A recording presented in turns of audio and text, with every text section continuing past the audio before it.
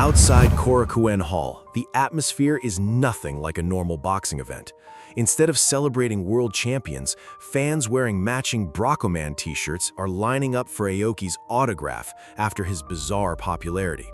Seeing the unexpected popularity, Kimura can't help but remind Takamura that he was right when he said this was the most unfortunate era to be born in. Even Takamura is left speechless, as Aoki somehow becomes the biggest attraction of the day. All the attention is on Broccoman, leaving the two-time world champion completely overshadowed. It's a hilarious moment, but it also reminds us that fame can come from the strangest places. Not far from the crowd, Ippo catches up with Itagaki and congratulates him on his victory. Itagaki smiles and thanks him, but it's obvious his mind is somewhere else. He tells Ippo Imai also won his match, and he did it in spectacular fashion with another first-round knockout. Even after earning a victory himself, Itagaki can't shake the feeling that Imai is always one step ahead of him. Looking at Ippo, he wonders if this is exactly how Miyata feels whenever he watches Ippo continue moving forward. Rather than letting that frustration consume him, he quietly makes up his mind. He'll keep getting stronger until the day he finally catches up to Imai. Those words stay with Ippo long after they part ways.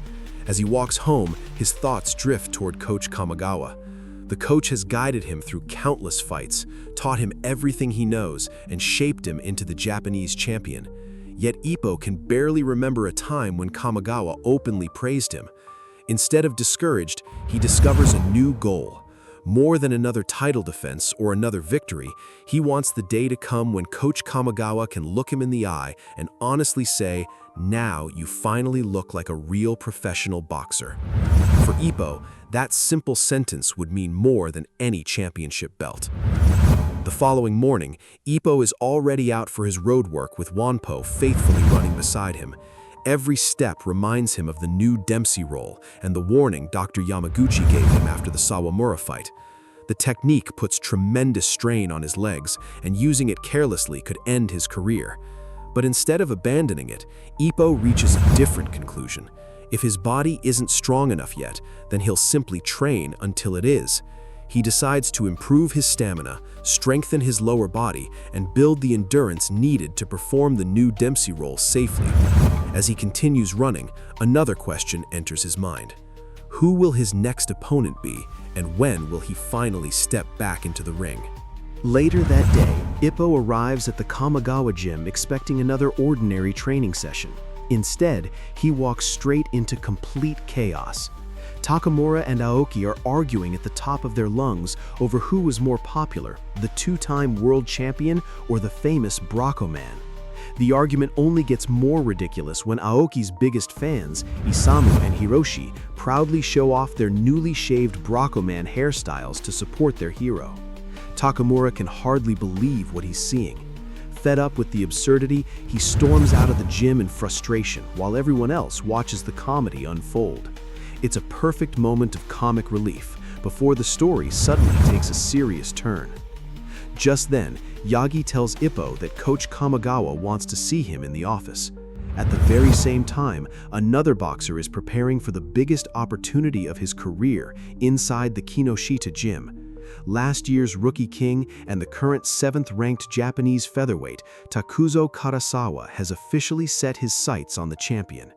His coach questions whether Makunochi Ippo is really as strong as everyone claims. Karasawa immediately disagrees. He knows exactly how dangerous Ippo is, but that doesn't shake his confidence in the slightest. Calmly, he declares that he'll defeat Ippo and take the Japanese featherweight title.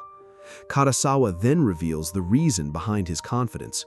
During Ippo's brutal battle against Sawamura, every boxer in Japan witnessed the weakness hidden within the Dempsey Roll. While everyone else simply noticed the flaw, Karasawa has gone one step further. He's spent his time developing a strategy designed specifically to exploit that weakness. In his eyes, the Dempsey Roll is no longer an unstoppable weapon. It's a technique that can become a deadly trap for the boxer using it. If his plan works, the move that made Ippo famous could become the very thing that costs him his championship.